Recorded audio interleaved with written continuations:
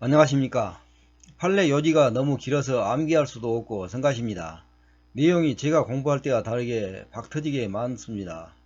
그래서 오늘부터는 너무 긴 판례는 가능하면 핵심 내용으로 축약합니다. 특히 사실관계에서 법리를 적용할 요건이 되는지 설시되는 부분은 생략합니다. 이 부분은 반드시 교과서에서 내용을 확인하세요. 보호 의무 지난번에 이어서 계속합니다. 대판 99-56734는 사용자는 근로계약에 수반되는 신의칙상의 부수적 의무로서 보호 의무를 부담하고 이러한 보호 의무를 위반함으로써 피용자가 손해를 입은 경우 이를 배상할 책임이 있는데, 보호 의무 위반을 이유로 사용자에게 손해배상 책임을 인정하기 위해서는 특별한 사정이 없는 한 그 사고가 피이용자의 업무와 관련성을 가질 뿐만 아니라 그 사고가 통상 발생할 수 있다고 하는 것이 예측되거나 예측할 수 있는 경우라야 하고, 여기서 지금 제가 징검다리 표시했는데요. 이거는 판례 내용을 추가한 겁니다. 야간에 회사 기숙사 내에서 발생한 입사자들 사이의 구타 행위에 대하여 회사의 보호 의무 위반이나 불법 행위상의 과실 책임을 인정하지 않은 사례입니다. 2002-63275는 환자가 병원에 입원하여 치료를 받는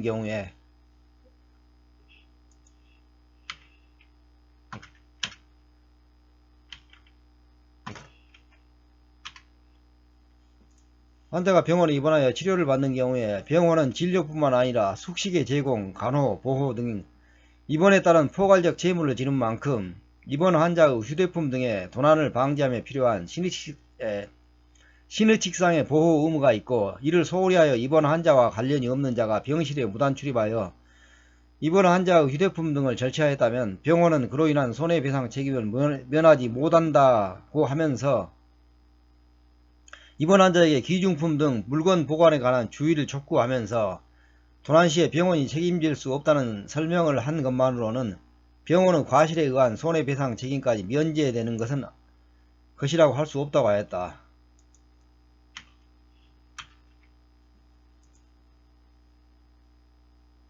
하였습니다. 여기서 지금 붉은색 색칠은 원래 판례에 없는 건데 제가 이해의 편의를 위하여 색칠했습니다. 그리고 줄바꾸기도 원래 판례에 없는 건데 제가 편의상 줄바꾸기를 했습니다.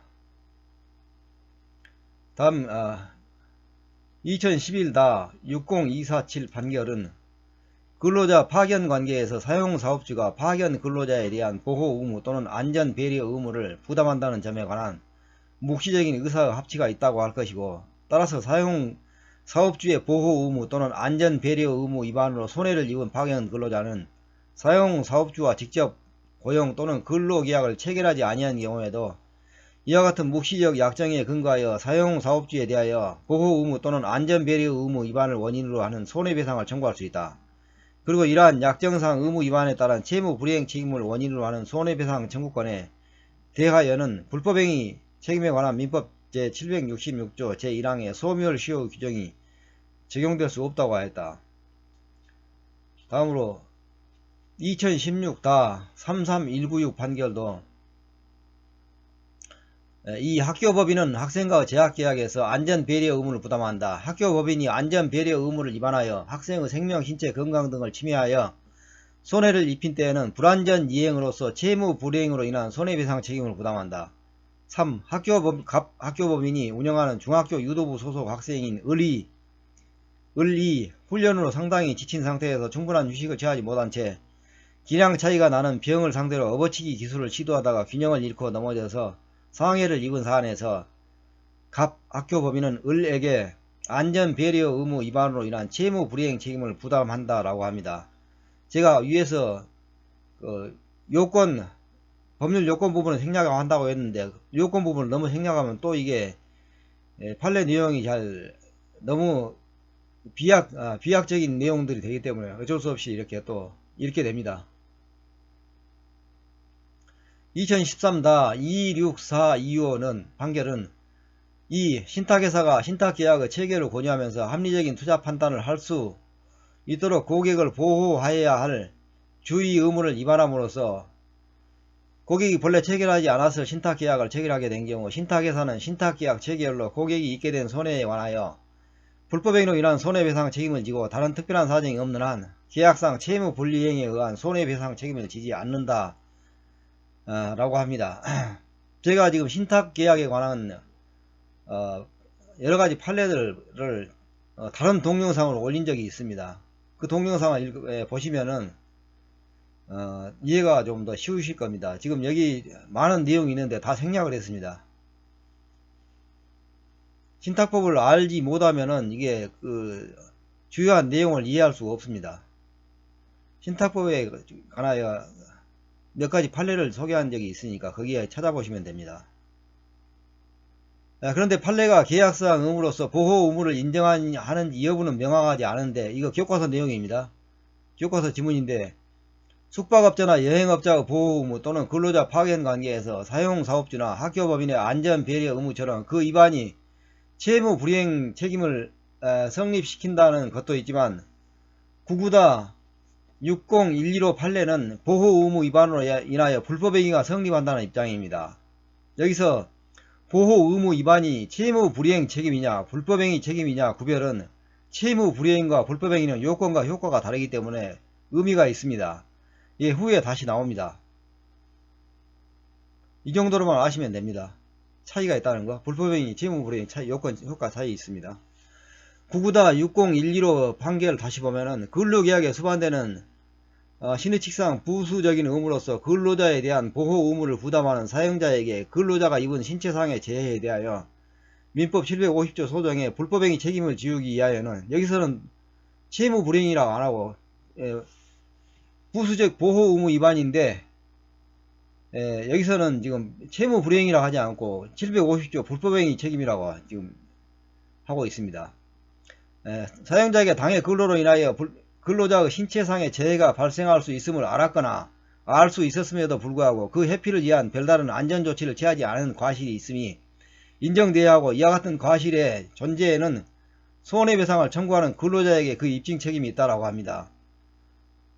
이처럼 판례가 지금 부수적인 보호 의무 위반에 대하여 어떤 경우에는 채무불이행이라고 어떤 경우에는 불법행위 책임이라고 합니다. 이런 점들의 차이가 있으니까 이 차이를 기억하셔야 합니다. 대판 전원합의체 2010-92438 판결을 봅니다. 1. 다수 의견 가 개인은 자기 책임의 원칙이 개인의 법률관계에 대하여 적용되고 계약을 둘러싼 법률관계에서도 당사자는 일방 당사자가 상대방 당사자에게 손실이 발생하지 아니하도록 하는 등 상대방 당사자의 이익을 보호하거나 배려할 일반적인 의무는 부담하지 아니함이 원칙이다. 카지노 사업자와 카지노 이용자 사이에 카지노 이용을 둘러싼 법률관계에 대하여도 당연히 자기 책임의 원칙이 적용된다. 카지노 사업자가 특별한 사정이 없는 한 카지노 이용자의 이익을 위한 카지노 사업자의 보호 의무 내지 배려 의무를 인정할 것은 아니다. 특별한 사정이 있는 경우에는 예외적으로 카지노 사업자의 카지노 이용자에 대한 보호 의무 내지 배려 의무 위반을 이유로 한 손해배상 책임이 인정될 수 있다 라고 합니다. 이 판례는 너무 내용이 길기 때문에 제가 지금 핵심적인 내용만 남기고 전부 축약을 했습니다. 이 판례에 대해서 교과서에 자세히 나왔으니까 교과서를 꼭 다시 확인해 보셔야 합니다. 전원합의체 판결은 중요하니까요. 교과서 다시 교과서로 돌아가서 보호 의무 위반의 효과입니다. 계약상 의무로서 보호 의무를 위반하여 상대방에게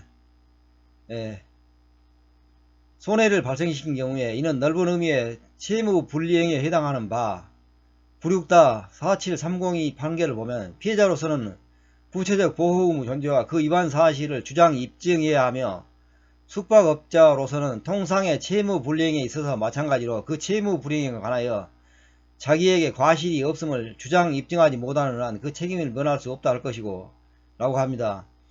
불육다 47302 판결에서 보면은 보호 의무 위반을 하여 손해가 발생한 경우에 그 입증 책임에 관하여 설시하고 있습니다. 보호의무 위반이 어느 유형에 해당하는지가 문제된다고 하고서 다시 교과서 지문입니다. 종래 1을 불완전 이행 또는 적극적 채권 침해,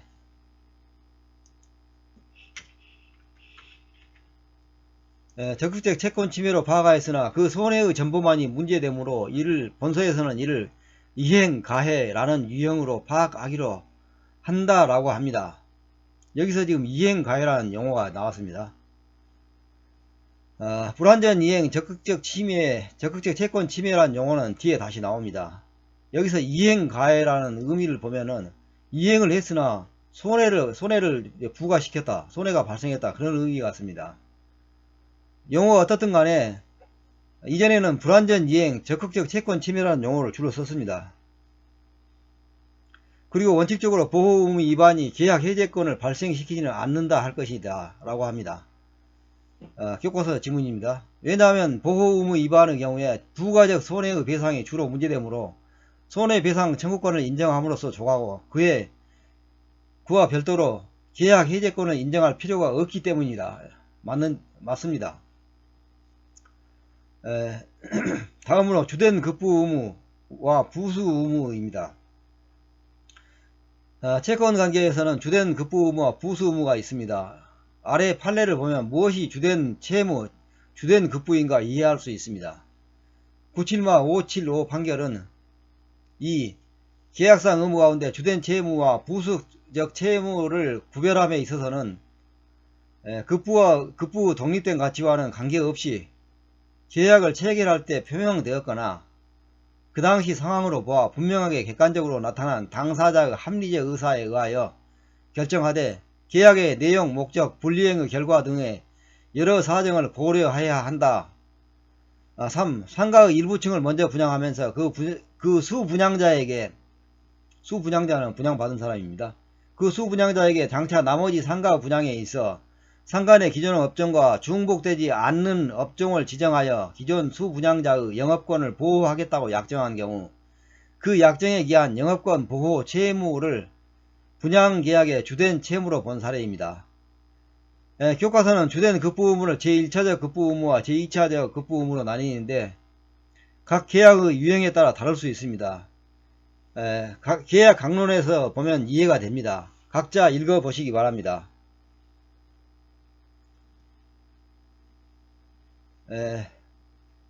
부수의무 이 내용은 제가 지금 중복으로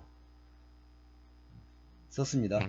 부수의무는 각 채권의 종류에 따라 다른 유형으로 발생할 수 있습니다. 예컨대 매매계약과 임대차 계약은 부수의무의 내용이 다를 것입니다.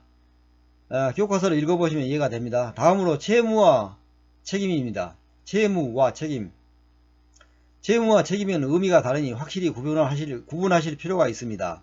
채무는 채권 관계에서 채무자가 이행해야 할 급부를 의미합니다. 교수님은 책임은 채권자의 강제적인 악취, 즉 강제 집행에 채무자가 복종하는 것을 의미한다 라고 정의하십니다. 강제 집행 가능성. 악취에서 악은 장악하다에서 이 악과 같은 의미로서 악은 손안에 쥔다는 뜻입니다. 이에도 책임은 다른 의미로 사용되기도 합니다. 교과서에서 나온 내용의 책임의 종류는 각자 읽어보세요. 다만 채무 없는 책임은 이해하셔야 합니다. 문자 그대로 채무가 없지만 책임이 있는 경우입니다. 예컨대 친구가 은행에서 대출을 받는데 내 아파트에 그 대출에 대한 담보로 근저당권을 설정할 수 있습니다.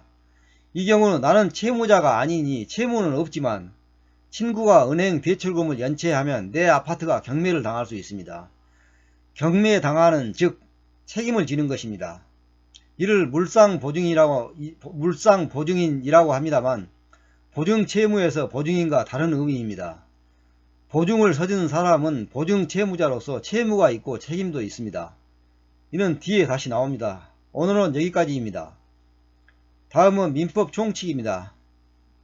시청해 주셔서 감사합니다.